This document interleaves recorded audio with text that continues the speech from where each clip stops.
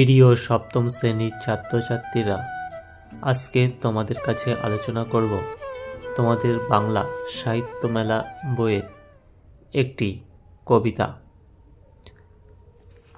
তোমরা যারা প্রথম পর্যায়ক্রমিক মূল্যায়ন পরীক্ষা দেবে, তাতে যে কবিতাটি তোমাদের প্রথম আলোচ্য সেটি হচ্ছে ছন্দে শুধু কান রাখো, অজিত দত্তের লেখা। ছন্দে শুধু কান রাখো এই কবিতাটি কবি সম্পর্কে আমরা সামান্য তথ্য জেনে নেব।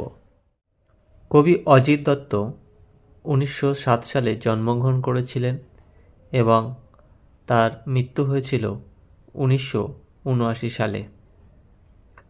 জন্ম ঢাকার বিক্রমপুরে। 30-40